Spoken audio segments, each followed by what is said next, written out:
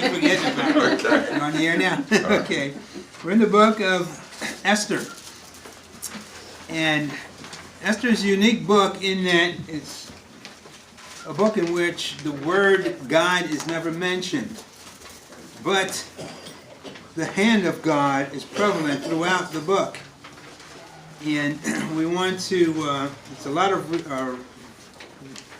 reading, but we're going to condense it as much as we can and give you a sort of a running account of what's taking place. Now, the nation of Israel is in captivity to a nation called Persia at this time. And the Persian king has got an interesting history of his own. A man named Ahasuerus in this scripture, but he's also called Xerxes, has a time in which he's giving his big feast, this festival, and he's wanting to have his queen come in to showcase her, and she has other plans and refuses to come. And this sets the stage for the events that are going to take place, in which God is going to move and raise up Esther. So we started with Esther, the first chapter, and we're going to read verses 13 to 22 because of time.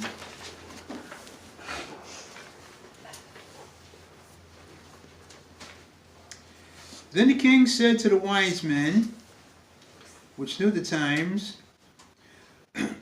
for so was the king's manner toward all that knew law and judgment.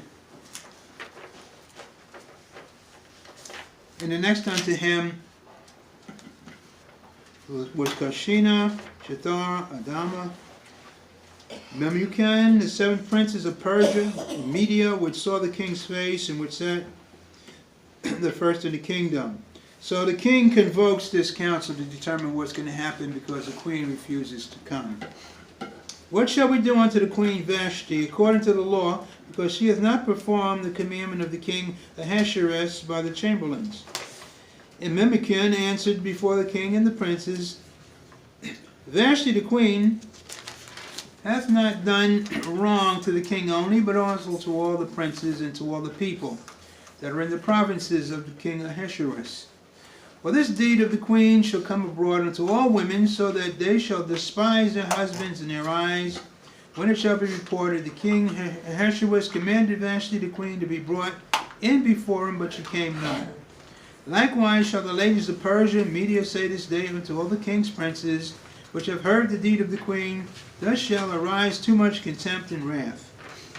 If it please the king, let there go a royal commandment from him, and let it be written among the laws of the Persians and the Medes, that it be not allowed, let it be not altered, that Vashti come no more before King Ahasuerus, and let the king give her royal estate unto another, that is better than she.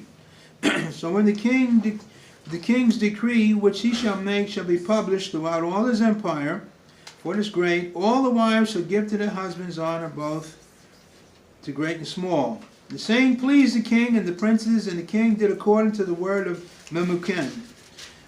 So what happens here, Vashti, the queen, was given a party of her own at the time. And the king was summoning her to come to his party to showcase her, and she just makes a statement that, oh, hey, I'm too busy, I don't have time right now, I'm doing my own thing.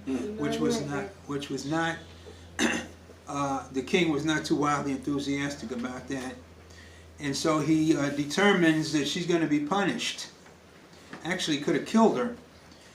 In those days, the king had sovereign life and death, rule over somebody. But he determines he wanted to do this by the law. So they determine that she is going to be replaced, and another is going to become queen. So they try to figure out how this is going to take place. He says, well, we're going to have a calling for all the young women in the realm to come that are interested in becoming queen, and we set aside a certain time and we'll examine them, and the one that's most beautiful and most intelligent, that's going to be Vashti's replacement.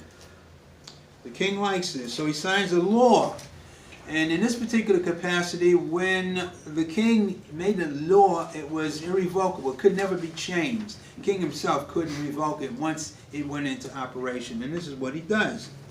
Now turn to Esther, the 2nd chapter, verse 7 to 17.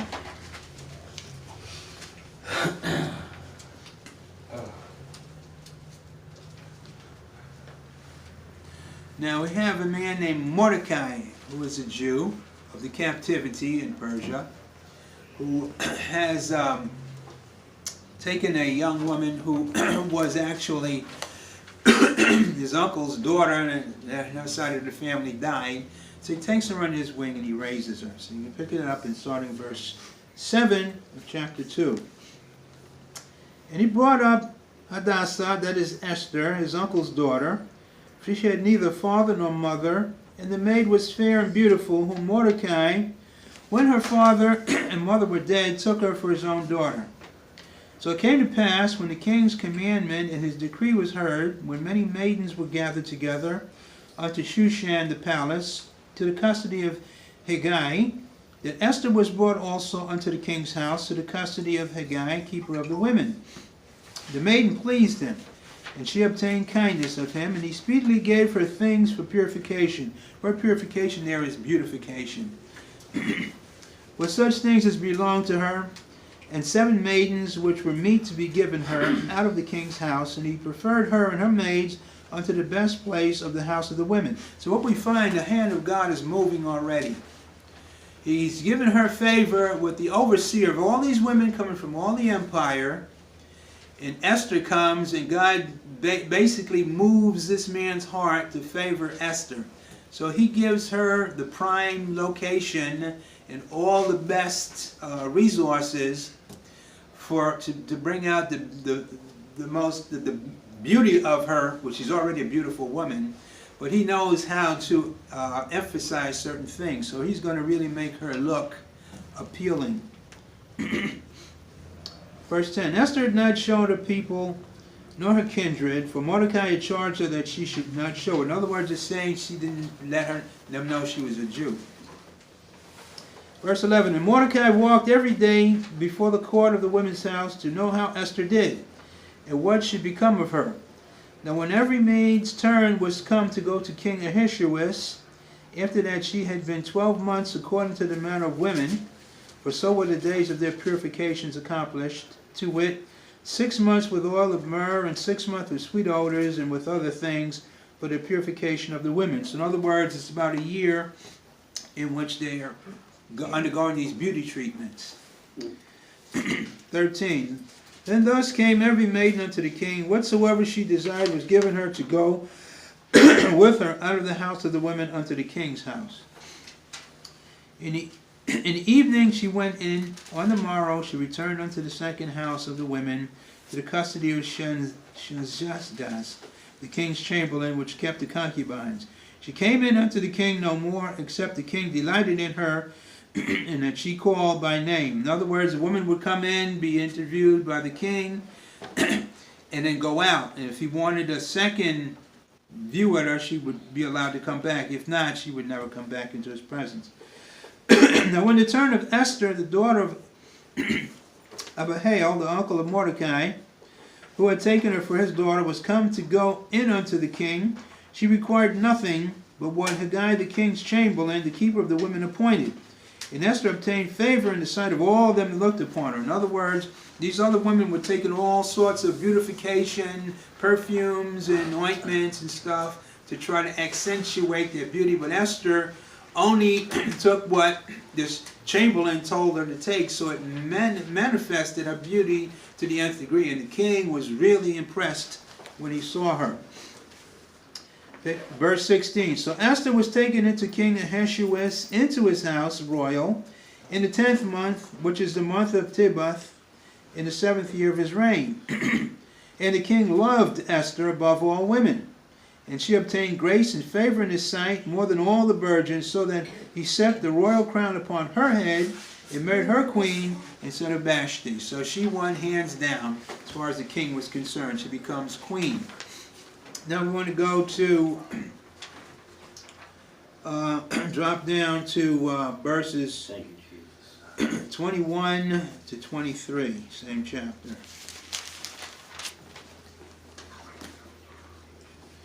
In those days, while Mordecai sat in the king's gate, two of the king's chamberlains, Bigthan and Teresh, of those which kept the door, were wroth, and sought to lay hand on the king Ahasuerus. In other words, they were plotting to kill him. And the thing was known to Mordecai, who told it unto Esther the queen, and Esther certified the king thereof in Mordecai's name. So she alerts the king that there's a plot to kill him.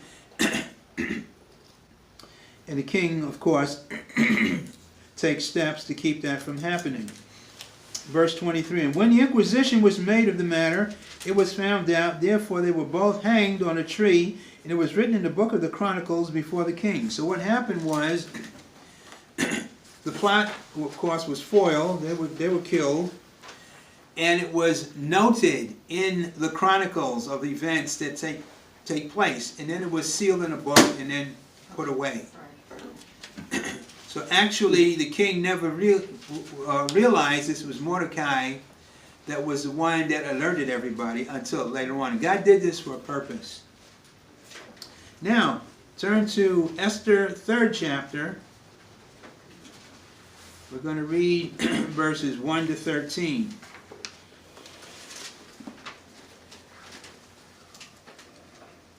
After these things, did King Ahasuerus promote Haman, the son of Hammedatha, the Agagite, and advanced him and set his seat above all the princes that were with him. And all the king's servants that were in the king's gate bowed and reverenced Haman, for the king had so commanded concerning him. In other words, he raised him to about 2nd place in the authority of the kings. And this guy basically milked it for all he could get. He expected everybody to bow and scrape as he walked by. There was only one man that didn't, that was Mordecai. Picking it up, verse 2, all the king's servants that were in the king's gate bowed and reverenced Haman, for the king had so commanded concerning him, but Mordecai bowed not, nor did him reverence. Then the king's servants which were in the king's gate said unto Mordecai, why transgressest thou the king's commandment? Now it came to pass, when they spake daily unto him, and he hearkened not unto them, that they told Haman to see whether Mordecai's matters would stand, for he had told them that he was a Jew. So in other words, the other people saw that while they were bowing and scraping before him, Mordecai wasn't. And they asked him, well, why aren't you paying obeisance to Haman like we're supposed to? And he refused. And ultimately, Haman was ignorant of that. He didn't know that this was taking place. And they went to Haman and they tell him, well, this guy here won't give you recognition. And then Haman finds out for himself, and he is furious. So his determination was he was going to get rid of Mordecai and make an example of him. Verse 6, and he thought scorn to lay hands on Mordecai alone, for they had showed him the people of Mordecai, wherefore Haman sought to destroy all the Jews that were throughout the whole kingdom of Ahasuerus, even the people of Mordecai. Now, why is it that Mordecai wouldn't recognize Haman? Well, it's an interesting, you can take this note, well, it's in your lessons.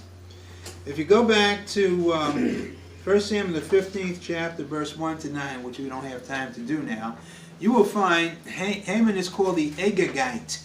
He was a descendant of an Amalekite king called Agag, which the Amalekites mistreated the Israelites every chance they got.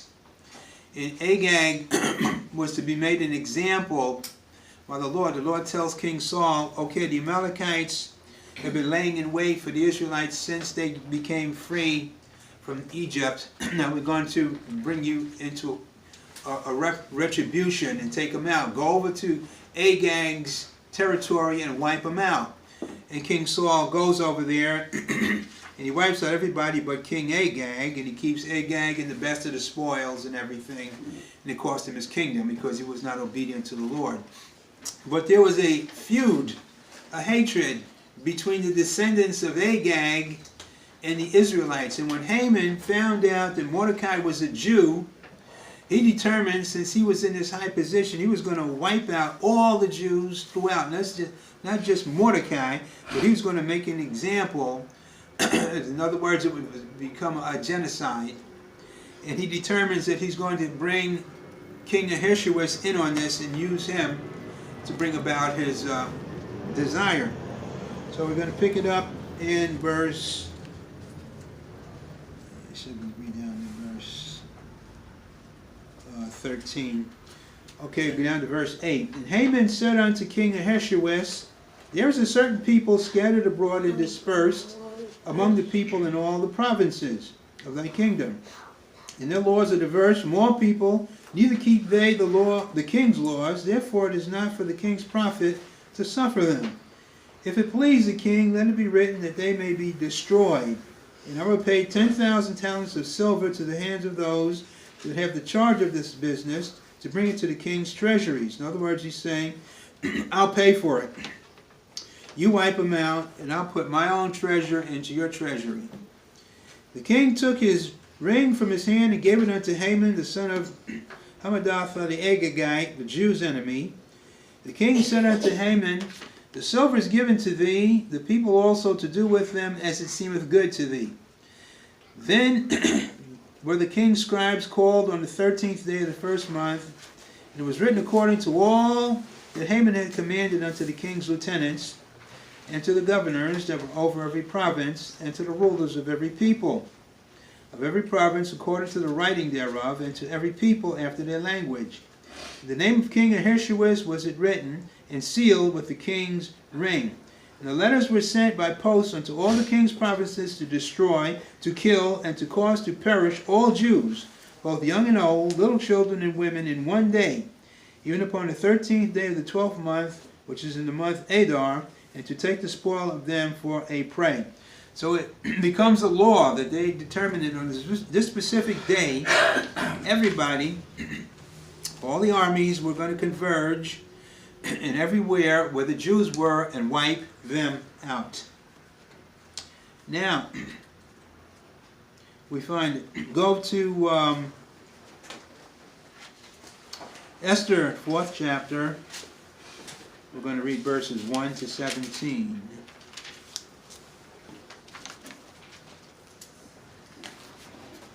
Remembering that the law of the Medes and the Persians is irrevocable. Irrevocable, they cannot change it. When Mordecai perceived all that was done, Mordecai rent his clothes and put on sackcloth with ashes, and went out into the midst of the city and cried with a loud and bitter cry, and came even before the king's gate, for none might enter into the king's gate clothed with sackcloth. So he comes into the outer court, if you will, with sackcloth, mourning, as a sign of a tremendous tragedy taking place, but he's not allowed to go inside. And in every province whithersoever the king's commandment and his decree came, there was great mourning among the Jews, and fasting and weeping and wailing, and many lay in sackcloth and ashes. So Esther's maids and her chamberlains came and told it to her, and she then was the queen exceeding grieved, and she sent raiment to clothe Mordecai, and to take away sackcloth from him, but he received it not. Then called Esther for Hattesh, one of the king's chamberlains, whom he had appointed to attend upon her, and gave him a commandment to Mordecai to know what it was and why it was. So she's trying to find out what's going on. So Hattesh went forth to Mordecai unto the street of the city which was before the king's gate. And Mordecai told him of all that had happened unto him, and of the sum of the money that Haman had promised to pay to the king's treasuries for the Jews to destroy them. Also he gave him the copy of the writing of the decree that was given at Shushan to destroy them, to show it unto Esther, and to declare it unto her, and to charge her that she should go in unto the king to make supplication unto him, and to make request before him for her people. And Hattesh came and told Esther the words of Mordecai. And again Esther spake unto Hattesh, and gave him commandment unto Mordecai. All the king's servants and all the people of the king's provinces do know that whosoever, whether man or woman, shall come unto the king into the inner court, who is not called, there is one law of his to put him to death. except such to whom the king shall hold out the golden scepter, that he may live. But I have not been called to come in unto the king these 30 days. And they told to Mordecai Esther's words. So Esther tells the messenger to go back and tell Mordecai, I can't go in to petition the king because there's a law. If the king hasn't called me and I go in there and he doesn't acknowledge me, I'm dead. They'll kill me. So the messenger goes back to Mordecai, tells him this. And they told Mordecai Esther's words. And Mordecai commanded to answer Esther, think not with thyself that thou shalt escape in the king's house more than all the Jews. For if thou altogether holdest thy peace at this time, then shall there enlargement and deliverance arise to the Jews from another place, but thou and thy father's house shall be destroyed. And who knoweth whether thou art come to the kingdom for such a time as this? So Mordecai tells Esther, look, don't think just because you're queen and they don't know you're a Jewess that you're going to escape. If you don't do what needs to be done, God's going to, he doesn't mention the word God, but he alludes to that God's going to raise up somebody from someplace else, and we're going to be delivered, and you are going to suffer destruction. So the messenger goes back to her. Verse 15, Then Esther bade them return Mordecai this answer, Go gather together all the Jews that are at present in Shushan, and fast ye for me, and neither eat nor drink 3 days, night or day. I also and my maidens will fast likewise, and so will I go in unto the king, which is not according to the law, and if I perish, I perish. So Mordecai went his way and did according to all that Esther had commanded him. So they determined they're going to fast for 3 days, and then Esther's going to go in and petition the king. Now pick it up in Esther, the 5th chapter. We're going to read verses 1 to 12. Now it came to pass on the 3rd day that Esther put on her royal apparel and stood in the inner court of the king's house over against the king's house. The king sat upon his royal throne in the royal house over against the gate of the house. So she goes in to where the king is seated on his throne. And it was so when the king saw Esther, the queen, standing in the court, that she obtained favor in his sight, and the king held out to Esther the golden scepter that was in his hand. So Esther drew near and touched the top of his scepter. So he receives her. If he did not receive her, they would have just taken her out and hung her. But because God moves upon his heart, he still favors her, even though she comes in unannounced and uncalled for. And his heart is open to her. He wants to know what she wants. Picking it up, verse 3, Then said the king unto her, What wilt thou, Queen Esther, and what is thy request? It shall be even given thee to the half of the kingdom. Esther answered, If it seem good unto the king, let the king and Haman come this day unto the banquet that I have prepared for him. Then the king said, Cause Haman to make haste, that he may do as Esther hath said. So the king and Haman came to the banquet that Esther had prepared. So she says, I'm giving a party. I want you to come and bring Haman with you. Which he does. The king said unto Esther at the banquet of wine, What is thy petition? And it shall be granted thee. And what is thy request? Even to the half of the kingdom. It shall be performed. Then Esther said, My petition and my request is, if I found favor in the sight of the king, and it pleased the king to grant my petition and to perform my request, let the king and Haman come to the banquet that I shall prepare for them, and I will do tomorrow as the king had said. So she says, I'm still preparing a further banquet. Come and bring Haman with you. The king says, okay. Then went Haman forth that day joyful and with a glad heart. But when Haman saw Mordecai in the king's gate, that he stood not up nor moved for him, he was full of indignation against Mordecai. Nevertheless, Haman refrained himself, and when he came home, he sent and called for his friends and Zeresh his wife. So he is thinking he's really making the ultimate position in the kingdom. He doesn't know Esther's a Jew. He thinks she's honoring him with his banqueting and everything, along with the king. And so he goes home more determined than ever to wipe out the Jews.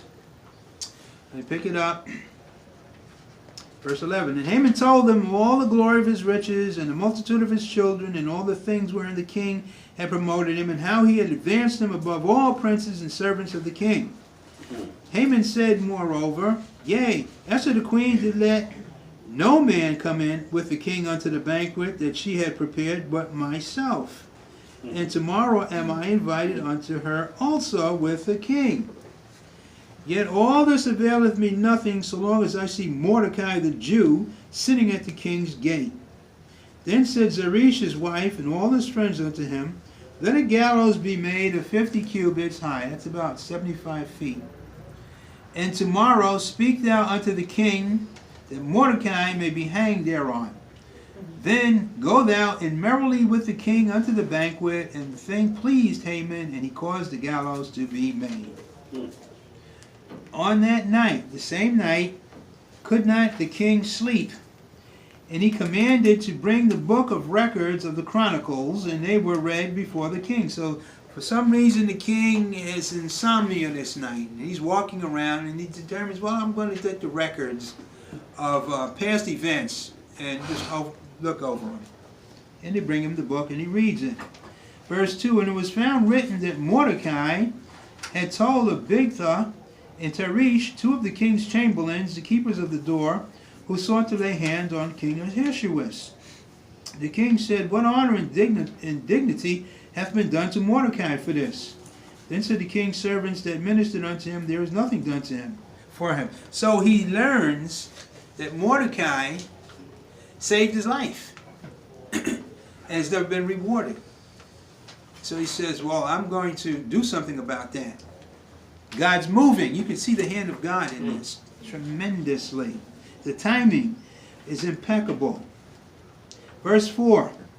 Now the king said, who is in the court?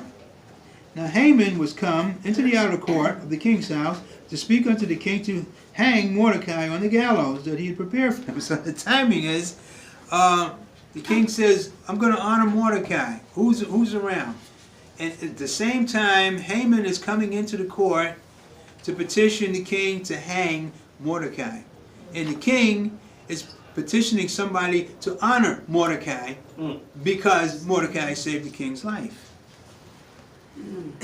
Verse 5, and the king's servant said unto him, behold, Haman standeth at the court. And the king said, let him come in. So Haman came in, and the king said unto him, what shall be done unto the man whom the king delighteth to honor? Now Haman thought in his heart, to whom would the king delight to do honor more than to myself? So Haman thinks the king, wants to honor him. And Haman answered the king, for the man whom the king delighteth to honor, let the royal apparel be brought which the king useth to wear, and the horse that the king rideth upon, and the crown royal which is set upon his head. And let this apparel and horse be delivered to the hand of the one of the king's most noble princes, and that they may array the man withal whom the king delighteth to honor, and bring him on horseback through the street of the city, and proclaim before him, this shall be done to the man whom the king delighteth to honor. So Haman says, well, you take your favorite steed, you take your best raiment, you take your crown, and you array the man that you desire to honor with all this, and then you have one of your princes lead him around the whole city proclaiming, this is the man that the king has honored. Verse 10. The king said unto Haman, make haste, take the apparel and the horse, as thou hast said, and do even so to Mordecai the Jew, that sitteth at the king's gate, that nothing fail of all that thou hast spoken. So he says, that's a good idea. Okay, you take my raiment, my crown, my horse, and you go out there and you dress them up, put them on Mordecai, and you walk him around the city proclaiming exactly what you said. You can see the hand of God in this tremendously. Haman must have been crestfallen. Then took Haman the apparel and the horse, and arrayed Mordecai, and brought him on horseback through the street of the city, and proclaimed before him, thus shall it be done unto the man whom the king delighteth to honor. And Mordecai came again to the king's gate, but Haman hastened to his house mourning and having his head covered. He's totally embarrassed, nonplussed, trying to figure out what went wrong. Verse 13, and Haman told Zeresh his wife and all his friends everything that had befallen him. Then said his wise men and Zeresh his wife unto him, if Mordecai be of the seed of the Jews, before whom thou hast begun to fall, thou shalt not prevail against him, but shall surely fall before him. And while they were yet talking with him, came the king's chamberlains, and hastened to bring Haman into the banquet that Esther had prepared. So the king and Haman came to the banquet with Esther the queen. The king said again unto Esther on the second day at the banquet of wine, what is thy petition, Queen Esther? And it shall be granted thee. And what is thy request? And it shall be performed, even to the half of the kingdom. Then Esther the queen answered and said, if I have found favor in thy sight, O king, and if it please the king, let my life be given me, and my petition, and my people at my request. For we are sold, I and my people, to be destroyed, and to be slain, and to perish. But if we have been sold for bondmen and bondwomen, I had held my tongue, although the enemy could not countervail the king's damage. So she's saying there's an edict out that we are all to be killed. I'm a Jewess, and I'm going to be killed with my people. Then King Ahasuerus answered and said unto Esther the queen, who is he, and where is he that does presume in his heart to do so? Esther said, the adversary and enemy is this wicked Haman. Then Haman was afraid before the king and the queen. And the king, arising from the banquet of wine and in his wrath, went into the palace garden. And Haman stood up to make request for his life to Esther the queen, for he saw that there was evil determined against him by the king. Then the king returned out of the palace garden into the place of the banquet of wine, and Haman was fallen upon the bed whereupon Queen Esther was. In other words, what had happened was, she's sitting on a couch, talking to the king. King gets up, goes out into the garden. After she points out Haman, Haman is scared to death for his life, so he prostrates himself on the couch in front of Esther. He's prone. The king comes back from the garden and sees this, and he thinks Haman is trying to rape the queen. The king returned out of the palace garden into the place of the banquet of wine, and Haman was fallen upon the bed where Esther was. Then said the king, will he force the queen also before me in the house? And as the word went out of the king's mouth, they covered Haman's face. They knew that was it. Everything he did was only worse and worse.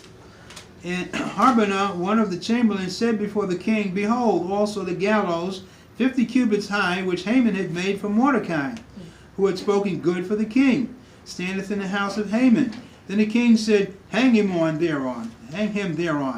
So they hanged Haman on the gallows that he had prepared for Mordecai. Then was the king's wrath pacified. So what we find here, Haman was hanged on the gallows that he prepared for Mordecai.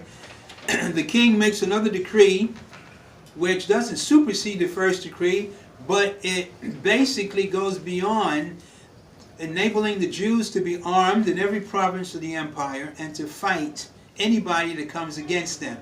And not only do they fight, they go on the counter-offensive and wipe out to the point where people are scared to death of them. God turns the situation totally around. Mordecai gets Haman's house, his estate. Haman's family is banished, and everything is totally reversed. And people are so impressed that many of them are turning to become Jews themselves throughout the province. So we see the hand of God, and we see how God can turn situations around if you put your trust in Him. We see that God has His people in specific places, and He will give them favor. God is in total control. Understand that this book is written so that we can understand the sovereignty of God. Never think that a situation is so far gone that there's no hope. Put your trust in God and watch God turn the situation around in a very short... This whole situation was turned around in a matter of a couple of hours. And God got glorified and His people got the victory. Sharon, would you ask the Lord's blessing on His people? Father God, we just thank you for waking us up